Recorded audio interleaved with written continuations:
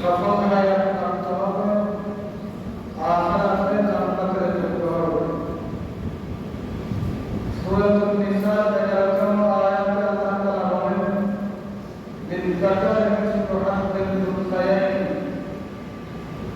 দুইজন মেয়ে বাপের উত্তরাধিকার সম্পদ থেকে যা পাবে, একজন ছেলে বাপের উত্তরাধিকার সম্পদ থেকে তা পাবে। বাংলাদেশে 2025 সালে এই মাস এপ্রিল মাসে কোরআন আর সুন্নাহর বিরুদ্ধে তথাকথিত নারী অধিকার কমিশনের পক্ষ থেকে কোরআনে পাকের সূরাতুন নিসার উত্তরাধিকার আইনের বিরুদ্ধে বর্তমান তত্ত্বাবধায়ক সরকারের কাছে একটি সুপারিশ লিখিত আকারে পেশ করা হয়েছে, যাকে তারা নারী অধিকারের জন্য সংস্কারের বিষয় হিসেবে প্রস্তাব জানিয়েছে। বাংলাদেশের বর্তমান সরকারের কাছে নারী অধিকারের জন্য যে নারী কমিশন সরকারের পক্ষ থেকে সংস্কারের জন্য ঠিক করে দেওয়া হয়েছে, তারা এদেশের 20 কোটি মুসলমানের ধর্মীয় অনুভূতির উপর আঘাত দিয়ে কোরআনে পাকের সূরাতুন নিসার 11তম আয়াতের উত্তরাধিকার আইনের বিরুদ্ধে সরাসরি অবস্থান গ্রহণ করেছে। মূলত বাংলাদেশের স্বাধীনতার পর থেকে যারা নারী অধিকারের স্লোগান নিয়ে রাজপথে সোচ্চার হয়েছে, প্রতিবার তারা কোরআনে পাকের উত্তরাধিকার আইনের উপর আঘাত করে। আমাদের যারা কোরআনে পাকের উত্তরাধিকার আইন কি এবং এর উপরে প্রতিবার নারী অধিকার কর্মীরা আক্রমণ করার কারণ নারীকে আল্লাহ তাআলা জান্নাতে সৃষ্টি করেছেন, পবিত্র থেকে সৃষ্টি করেছেন। কোরআনে পাকের সূরাতুন নাহলের 90তম আয়াতে আল্লাহ তাআলা বলেছেন, মিন যাকাতিন ওয়াল উনসা, পুরুষকে যেমন আল্লাহ তাআলা সৃষ্টি করেছেন আদম আলাইহিস সালামের মাধ্যমে, নারীকেও আল্লাহ তাআলা সৃষ্টি করেছেন হাওয়া আলাইহিস সালামের মাধ্যমে। সুতরাং নারী এবং পুরুষের জন্য স্রষ্টা হিসেবে তিনি যা নির্ধারণ করেছেন, যা বিধান দিয়েছেন, সমস্ত বিধান যৌক্তিক, সমস্ত বিধান ন্যায়সঙ্গত, কিন্তু তিনি সৃষ্টিকর্তা, তিনি আমাদের নিকট থেকে সবকিছু বেশি জানেন এবং কোনটা আমাদের জন্য উপকারী তিনি ভালো জানেন। ইসলামের নারীকে যে অধিকার, কোরআন সুন্নাহর নারীকে যে অধিকার দিয়েছেন, দুনিয়ার কোনো মতামত, দুনিয়ার কোনো থিওরি, দুনিয়ার কোনো শিক্ষা, দুনিয়ার কোনো ইলম দিতে পারে না। যেমন রাসূল পাকের আগমনের সময় মক্কাতুল মুকাররমার মতো পৃথিবীর সর্বশ্রেষ্ঠ শহরে নারীদেরকে জীবন্ত কবরে দাফন করা হয়েছে। এখন পর্যন্ত মক্কাতুল মুকাররমায় সেই কবরস্থান চিহ্নিত আছে, যাকে বাংলা ভাষায় জিন্দা কবরস্থান বলা হয়। যারা মক্কা শরীফে প্রবাসী ছিলেন তারা জানেন ওই কবরস্থানটা কোথায়। কোরআনে পাকের একটা আয়াতে আল্লাহ তাআলা বলেছেন, ওয়াইদাল মাউউদাতু সুইলাত বিআইয়ি যামবিন কুতিলাত, কিয়ামতের ময়দানে আল্লাহ জিজ্ঞাসা করবেন ওই সমস্ত কন্যা সন্তানদেরকে যাদেরকে জীবিত দাফন করা হয়েছে। জিন্দা কবরস্থান এখন মক্কা শরীফের মধ্যে চিহ্নিত আছে।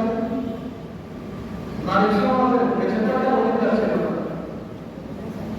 কোরআনে পাকের এই আয়াতে আল্লাহ বলেন, ওয়াইদাল মাউউদাতু সুইলাত, আমি জিজ্ঞাসা করব সেই সমস্ত অসহায় নারীদেরকে যাদেরকে জীবন্ত কবরে দাফন করা হয়েছে। বিআইয়ি যামবিন কুতিলাত, তোমাদের মা বাবা আপনাদের তোমাদেরকে জীবন্ত কবরে দিয়েছে, তোমরা আজকে বলো এখানে একটি প্রশ্ন হলো, আল্লাহ তাআলা বলতেছেন আমি জিজ্ঞাসা করব সেই সমস্ত নারীদেরকে যাদেরকে জীবন্ত করে দেওয়া আছে। অপরাধী কি মেয়ে নাকি বাবা? মেয়েকে তো জীবন্ত করে দেওয়া আছে। আল্লাহ বলছেন আমি তাকে জিজ্ঞাসা করবো তোমাকে কেন জীবন্ত করে দেওয়া আছে।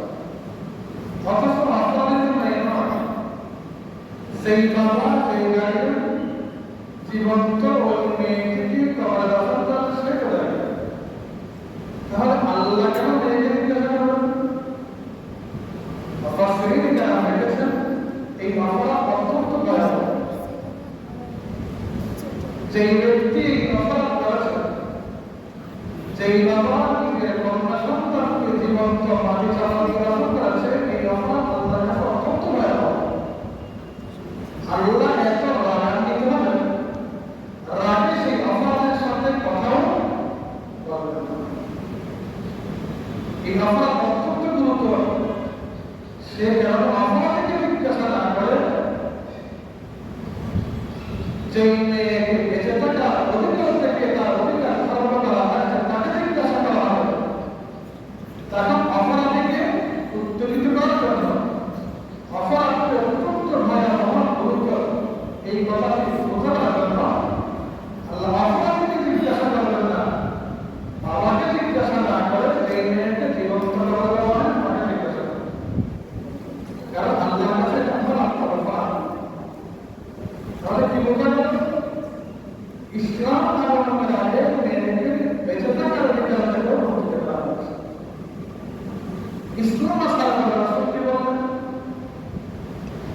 আল্লাহ নবী বললেন মেয়ে যদি তোমার মা হয় তাহলে সেই মা নামক মেয়ের পায়ের নিচে তুমি সন্তানের চাও। قال رسول الله صلى الله عليه وسلم إن الجنة تحت قدم الأمهات أو كما قال عليه الصلاة والسلام। رسول বলেন তুমি পুরুষ, তোমার জান্নাত তোমার মায়ের পায়ের নিচে। দুনিয়ার তোমার কথা বলে মা নামক নারীকে সন্তানের আসন দিতে পারে না, ইসলাম দিতে পেরেছে। সন্তান কেমন? সন্তান যদি যোগ্যতা দুনিয়াতে যখন যোগ্যতার সিঁড়ি আছে, সমস্ত সিঁড়ি অতিক্রম করে যোগ্যতা হলেও অশিক্ষিত মা, যেই মা লেখাপড়া যায় না, যেই মা মূর্খ, সেই মূর্খ মায়ের পায়ের নিচে যোগ্যতা মা, এমনকি সেই সন্তান বলিয়া বুজুর্গ হলেও সেই সন্তান নবী হলেও মায়ের পায়ের নিচে দাঁড়াবে। এমন একটা হাদিস নাই রাসূল বলেছেন তোমার বাবা বলি, তোমার বাবা নবী, তুমি সন্তানের জান্নাত তোমার সেই বাবার পায়ের নিচে একটা হাদিস হবে। কিন্তু রাসূল বলেছেন মায়ের পায়ের নিচে সন্তানের জান্নাত। আরো একটি পরিষ্কার হওয়া দরকার, কোরআনের পাঁচ সূরা মারইয়ামের আয়াত আল্লাহ বলেন ইন্নী আ'বুদুল্লাহ আতানিয়াল কিতাবা ওয়া জাআলানি নাবিয়্যা ওয়া জাআলানি মুবারাকান আইনামা কুনতু ওয়া আওসানি বিস-সালাতি মা কুনতু হাইয়্যা وبرا بوالدتي ولم يجعلني جبارا شقيا। মরিয়ম আলাইহিস সালাম স্বামীহীন সন্তান তো করিয়েছেন, সন্তানের নাম ঈসা আলাইহিস সালাম। মরিয়ম আলাইহিস সালামের গর্ভ থেকে যখন স্বামীহীন সন্তান দুনিয়াতে আসলো, সমাজের মানুষ তাকে বলল তোমার বাবা ছিল আল্লাহর ওলি, আল্লাহর নবী, তুমি কবির বংশ হয়ে স্বামীহীন সন্তান কিভাবে জন্ম দিলা, জবাব দাও। মরিয়ম আলাইহিস সালাম দেখিয়ে দিন এই প্রশ্নের উত্তর দিবে কে? আমার বাবা শিশু। শিশুর নাম ঈসা। মাত্র দুনিয়াতে আছে। মরিয়ম বলে এই প্রশ্নের উত্তর আমার কাছে নাই, আমার বাবা শিশু ঈসার কাছে প্রশ্নের উত্তর আছে। ভাষা কিনাই আঙ্গুলে দেখা সরকার দিতে পারে। সেই ঈসা আলাইহিস সালাম মাত্র দুনিয়াতে আসলেন, কয়েক ঘন্টা হয় নাই। ঈসা নবীর জবান আল্লাহ তাআলা করে দিলেন, ইন্নী আব্দুল্লাহ, আমি তো আল্লাহর বান্দা।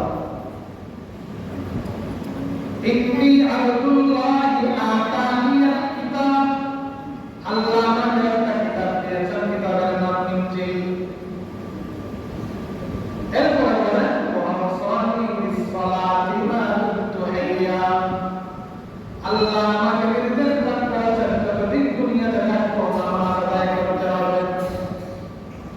ওয়াজআলানি মুবারাকান আইনামা কুনতু, আমি জমিনে থাকলেও আমার দ্বারা বরকত, আমি আসমানে উঠে গেলেও আমার দ্বারা বরকত, আমার জন্ম থেকে মৃত্যু পর্যন্ত এমনকি আমি কখন কোনো মদিনায় মরণ বলাই সেটাও বরকত।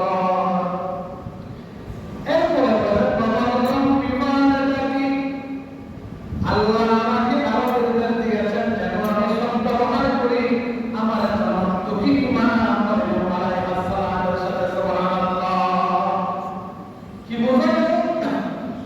ঈসা নবী যাকে আল্লাহ ইনজিল কিতাব দিয়েছেন, জন্মের সাথে সাথে দুনিয়ায় ডাকতে বাবা শক্তি দিয়েছেন, তাকে আল্লাহ বলতেছেন তুমি নবী হয়ে যাও, তুমি সদাচরণ করো তার সাথে, মায়ের সাথে।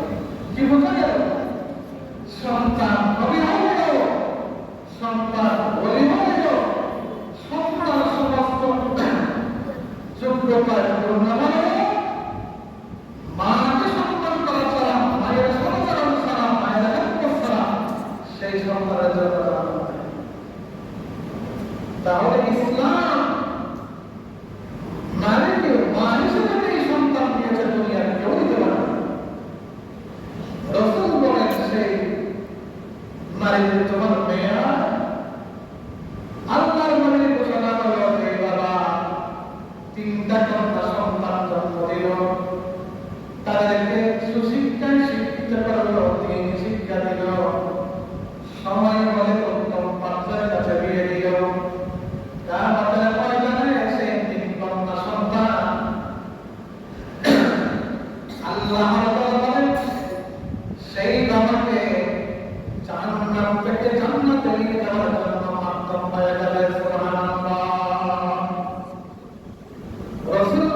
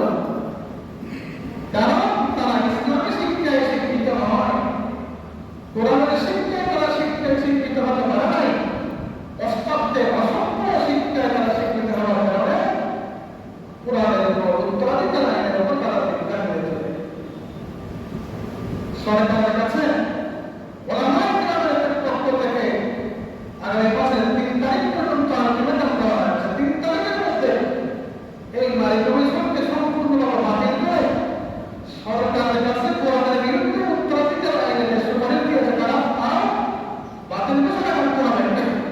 অন্যথায় ৩ তারিখ ওলামায়ে কেরাম সমাবেশ করে মহাসমাবেশে ডাক দিয়েছেন এদেরকে শায়েস্তা করা হবে। নিষ্পত্তি মুসলমানের জন্য অনুমোদিত হাত দিয়ে কোরআনের উত্তরাধিকার আইনের মহাত্মা করার অধিকার আইন বাংলাদেশে কারণ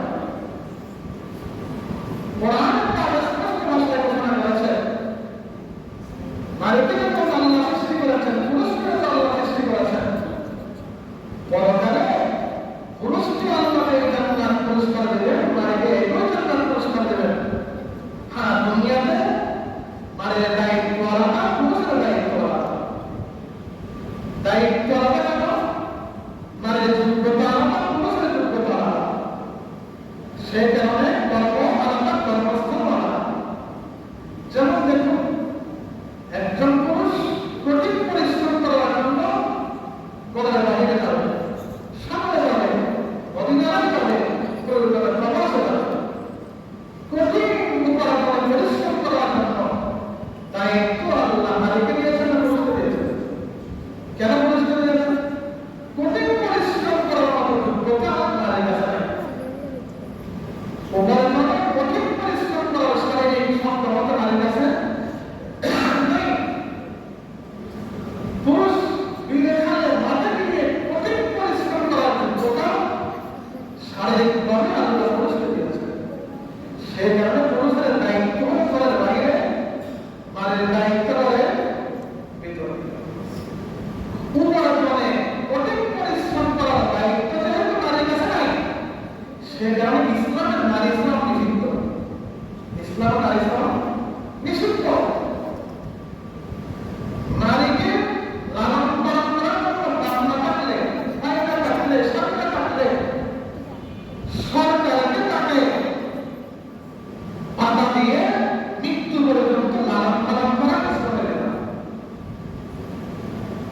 কারণ ইসলামের নারী শ্রম নিষিদ্ধ। উপার্জনের শ্রম দেওয়া দায়িত্ব ইসলাম নারীকে দেয়। কারণ সেই যোগ্যতা নারী নাই। নারীর কিছু দায়িত্ব আছে আলাদা, পুরুষের কিছু দায়িত্ব আছে আলাদা। সেই কারণে নারীর কর্মস্থল আলাদা, পুরুষের কর্মস্থল আলাদা। নারীর দায়িত্ব হলো সন্তান গর্ভধারণ করা।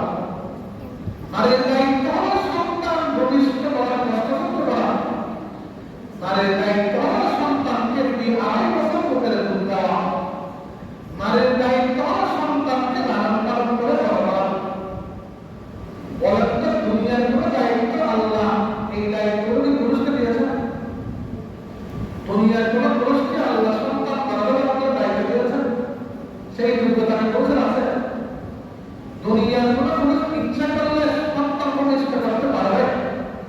সেই যোগ্যতা পুরুষের নাই। দুনিয়ার কোন পুরুষ ইচ্ছা করলে 2 বছর সন্তানকে বুকের দুধ দিতে পারবে? সেই যোগ্যতা পুরুষের নাই।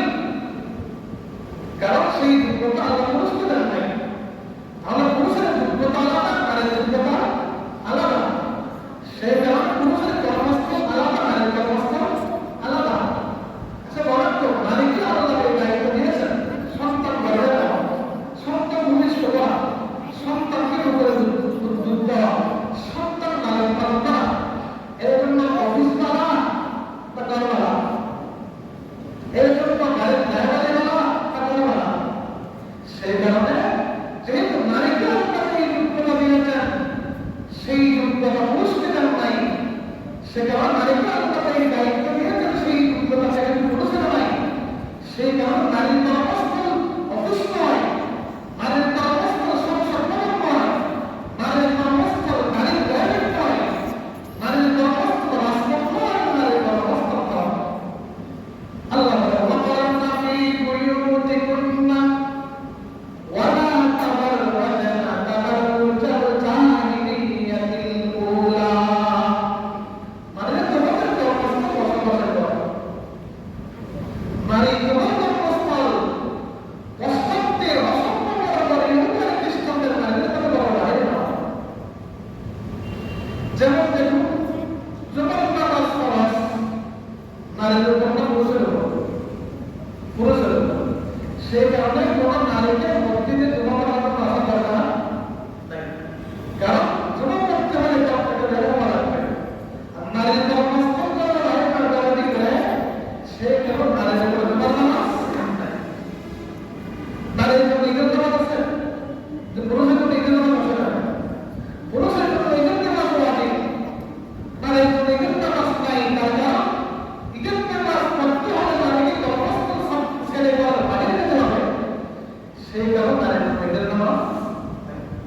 নারীর জন্য জানাজার নামাজ আছে? নাই কেন? নারীকে জানাজার নামাজ পড়তে হলে জানাজার ময়দানে যাইতে হবে, জানাজা না যাইতে হবে। নারীকে গর্ভস্থল শরীর থেকে বের হতে হবে। নারীর গর্ভস্থল শরীর বাহির বা নারীর গর্ভস্থলের ভিতরে সেই কারণে নারীর জন্য জানাজার নামাজ। নারীর জন্য 5 ওয়াক্ত নামাজ আদায় করার জন্য মসজিদে আসে এসে নামাজ আদায় করা লাগে? তার কারণ নারীর গর্ভস্থল মসজিদ নয়, নারীর গর্ভস্থলের বাহির নয়, নারীর গর্ভস্থলের ভিতরে। ফলাফল কি হবে? কোরআনের মাঝে সূরাতুন নাহলের সামনে সম্পূর্ণ করা মান আমিলা সালিহান মিন যাকারিন ওয়া উনসা ওয়া হুয়া মুমিন ফালানুহইয়ান্নাহু হায়াতান তাইয়্যিবা ওয়া লানাজজিয়ান্নাহুম আজরাহুম বিআহসানি মা কানু ইয়া'মালুন। আল্লাহ বলেন, দুনিয়ার নারী তোমাকে যে দায়িত্ব দিয়েছে সেই দায়িত্ব পালন করলে, হে পুরুষ দুনিয়াতে তোমাকে যে দায়িত্ব দিয়েছে সেই দায়িত্ব পালন করলে, পরকালে আমি তুমি পুরুষকে যেই জান্নাত দিব, নারীকে পরকালে সে একই জান্নাত পুরস্কার হিসেবে দান করবে। সুবহানাল্লাহ। কি বোঝা গেল? ফলাফল সমান। ফলাফল, দায়িত্ব আলাদা, দায়িত্ব আলাদা, ফলাফল সমান। কিভাবে? আল্লাহ নবী ইরশাদ করেছেন, একজন পুরুষ জুমার নামাজে গিয়ে এই পরিমাণ সওয়াব লাভ করে, একজন নারী ঘরে করে সুবহের 4 রাকাত নামাজ পড়িয়া স্বামীর জন্য, সন্তানের জন্য, শ্বশুর শাশুড়ির জন্য খানা বানাইয়া একই সওয়াব লাভ করবে। সুবহানাল্লাহ। কি বোঝা গেল?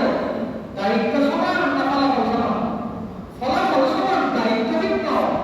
দায়িত্ব ভিন্ন কেন? যোগ্যতা ভিন্ন হওয়ার কারণে। পুরুষকে আল্লাহ এই যোগ্যতা দিয়েছেন, নারীর কাছে সেই যোগ্যতা নাই।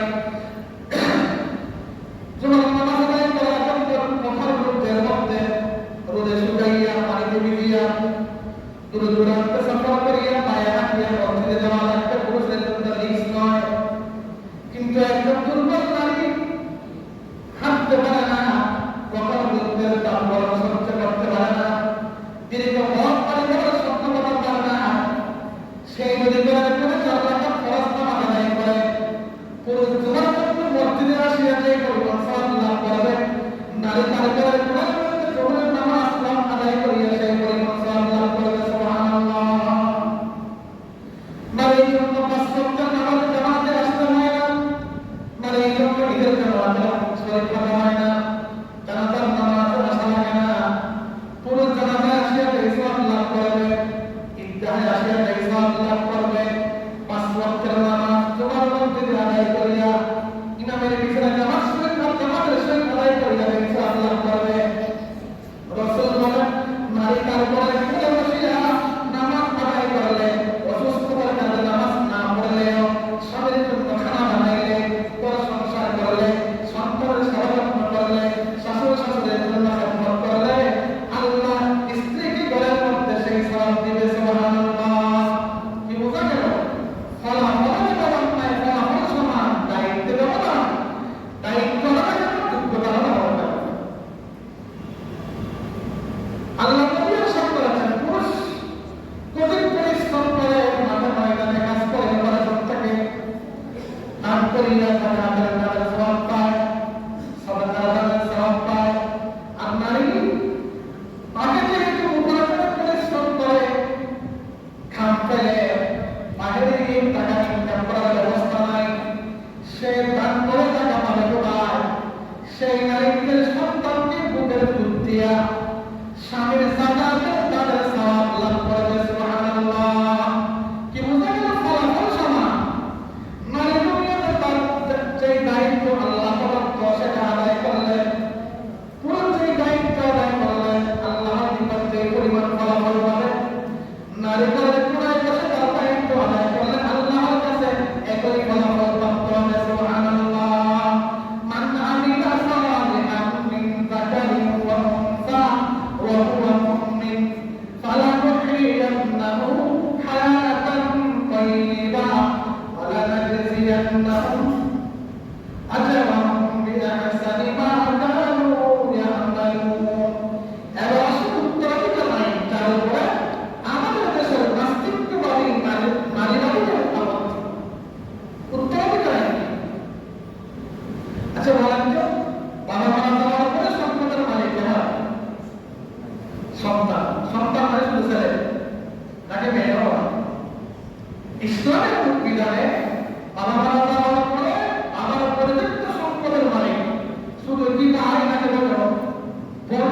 সকলের মধ্যে। অথচ হিন্দু ধর্মের মধ্যে তালা মারা দেওয়ার পরে বোন বাপের উত্তরাধিকার সকলের হয় না, মানে হয় না। সেই নাস্তিক এবং মোরতাদ নারীবাদীরা হিন্দু ধর্ম নিয়ে আপত্তি করে না যে এই ধর্ম তালা মারা দেওয়ার পরে বোনকে সম্পত্তি দেয়, ইসলামের উপর তারা আঘাত করে।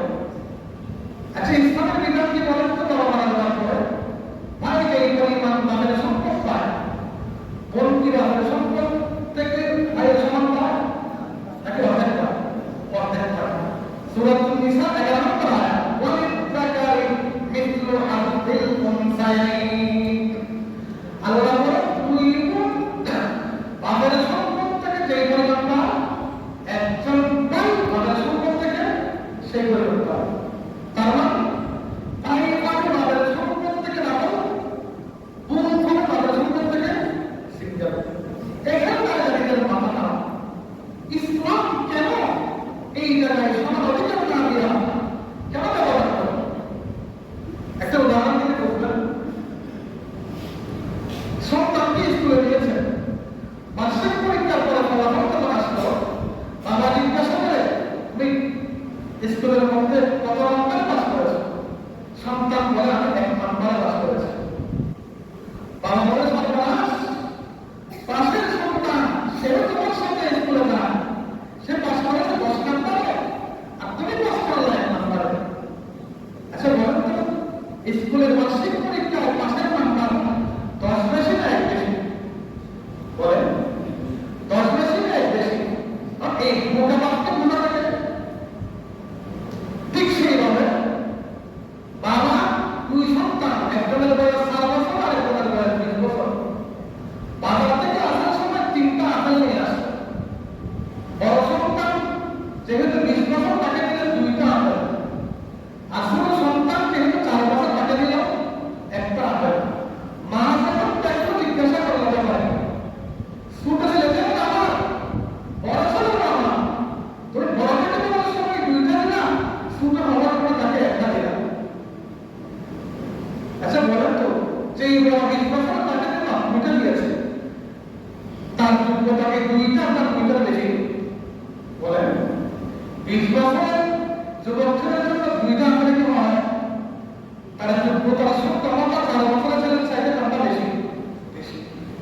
আর যাকে 4 বছরের শিশুকে বাবা 1টা দিয়েছে, তাকে 1টা দেওয়ার যোগ্যতা আছে। এই 2টা না আগে বোঝা লাগে। ঠিক সেইভাবে আল্লাহ উত্তরাধিকার আইনে আর একটি বাবার সম্পদ থেকে ডাবল দেয়া, বোনকে বাবার সম্পদ থেকে সিঙ্গেল দিয়ে ঠকাইল না দেখাইল, এটা বোঝার জন্য সত্য কথা দ্বারা অষ্টমটি ইহুদের খ্রিস্টানদের ট্যাবলেট পেয়ে তাদের বোঝার যোগ্যতা নেই। সঙ্গে করে দিল সন্তান লালন পালনের দায়িত্ব, ছেলে হলেও বাপে, মেয়ে হলেও বাপে, কিন্তু